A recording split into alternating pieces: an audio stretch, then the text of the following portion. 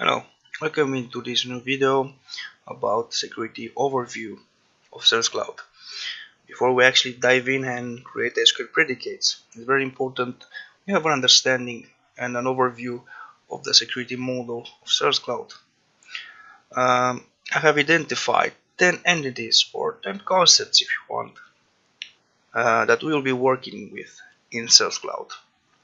Um, from the top to the bottom, in no particular order, you'll be seeing things like abstract roles, job roles, or they are also known as external roles, duty roles, also known as application roles, resource roles, data securities, entitlements, or as they are also known, privileges, functional policies, security resources, skill predicates, and actions.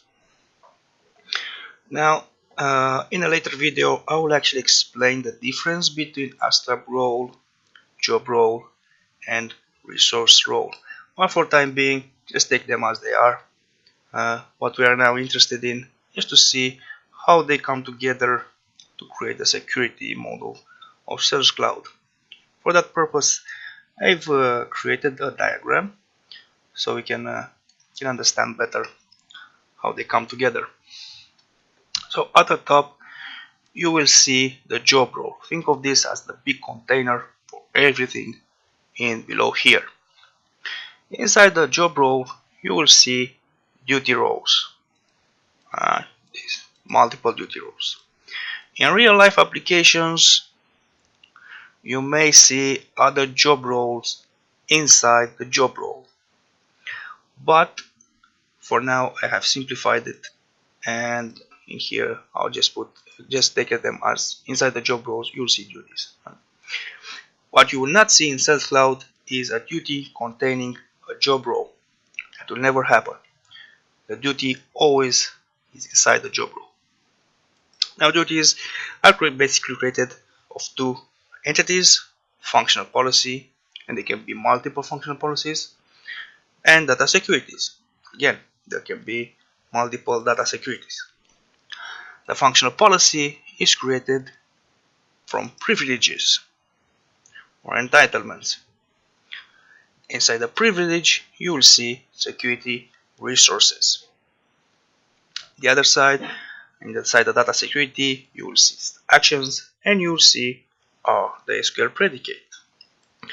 And the SQL predicate at its core has some SQL code, specifically a select statement. How they look inside the application.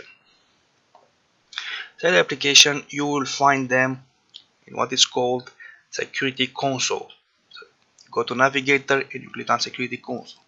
I am already on the Security Console. Here you will see 5 tabs. 1, 2, 3, 4, 5 tabs. The first tab is used to search jobs, to search the roles basically, and also the privileges. You can type here a name of a role and it will come up. The second one is used to search users. You can add a user account from here, but just a warning, if you plan to create users that want to use the application, like create opportunities, accounts, actually use the application, never create your user from here. Always create your user for the application from manage users. Those are so-called application users. Always create them from here, because you'll have some problems if you make the user from here. These are for implementation users specifically, but that's a different topic. Okay, the next sub-tab is analytics. This will give you an overview of the roles in the application. I'll give you a pie here, and you can see statistically how they are spread through the application.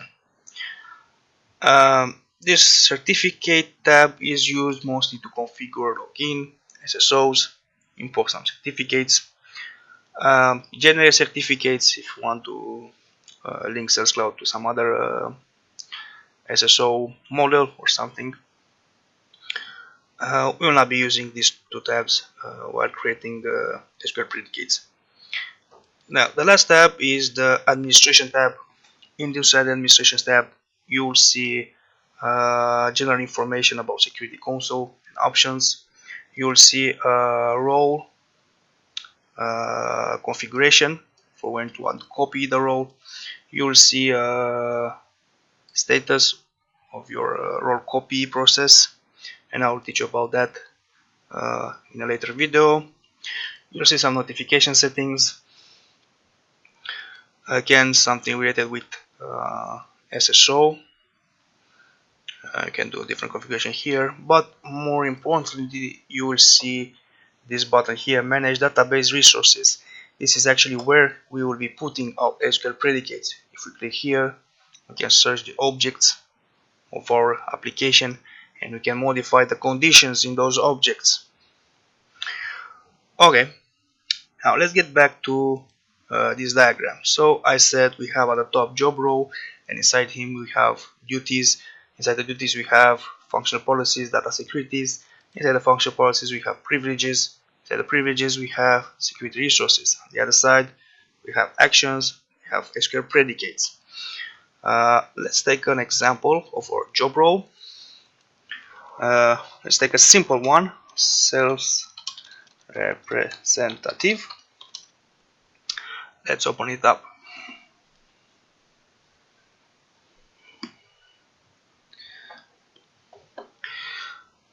Okay, now here you will have a button. If you click it, you'll have a list of actions you can do upon this role. Let's go with click edit to see what's inside this role.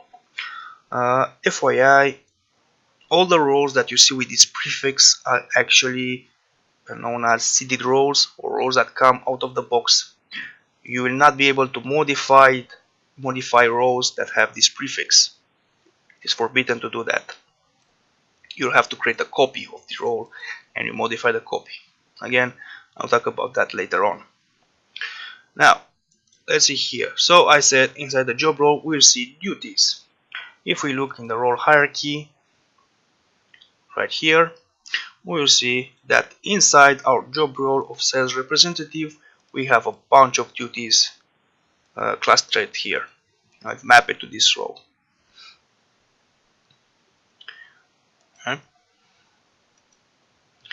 Okay, now inside the duties I said we find functional policies and data securities. Another, I simplified a bit here to create to show you the logical order of these things, but actually in real life applications you can actually skip the duty and you can actually put functional policies directly map it to the job role. Again, same goes for the data securities. You can actually add data securities directly to the job role, and this is what happened here. If we go to the functional security policies,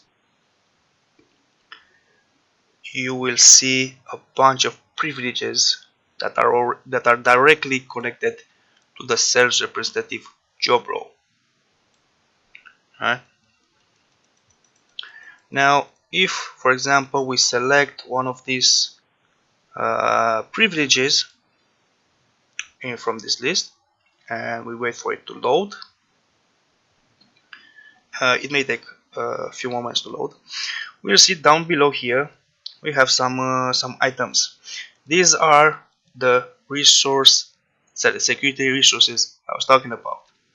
So functional policies are comprised of privileges. Privileges are created from security resources, and we see them right here. It can be one or many. If we take another privilege, let's pick one random. Let's see what could have more. For example, this one. Let's see.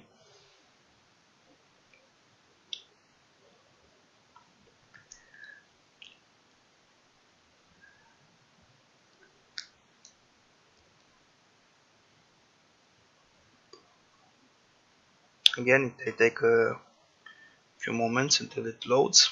Depends on how many resources are there. So here we see we have more security resources,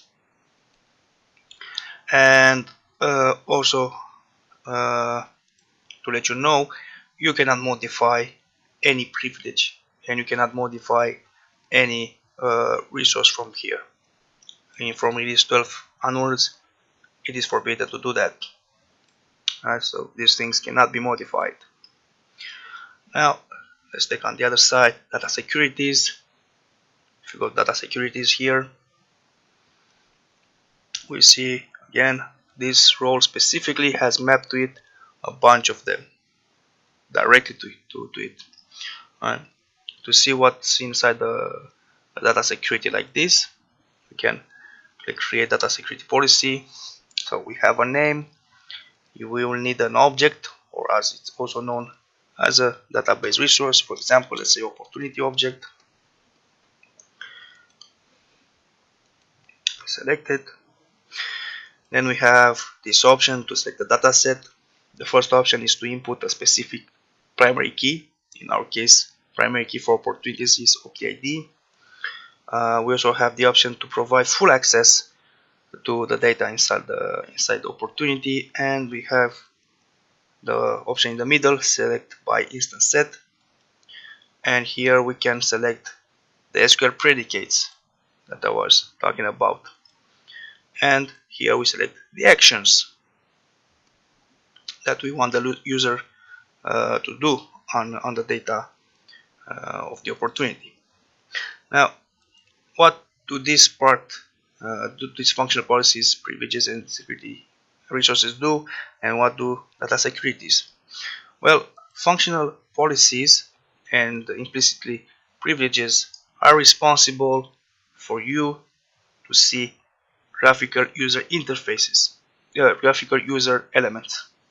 For example, if you want to see the opportunity, specifically to see the icon and to be able to navigate the opportunity, like so, you will need a functional policy with multiple privileges or just a privilege, depending on the case.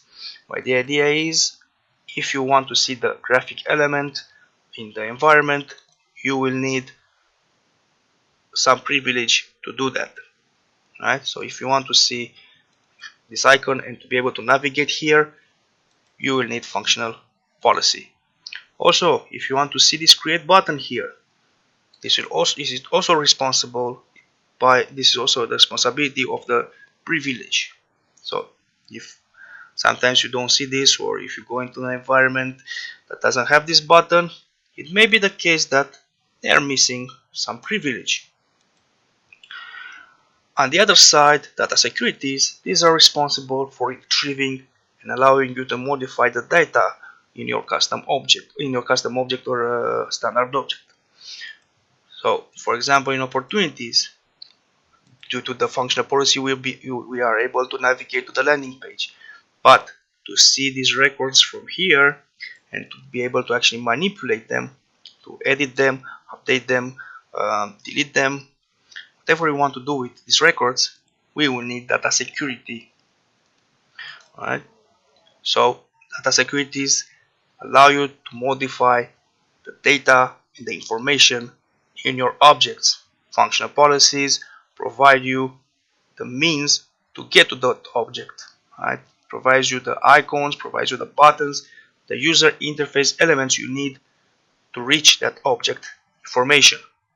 Data securities will allow you to modify the information in that object. Okay? Thank you for joining this session, and I'll be seeing you in the next video.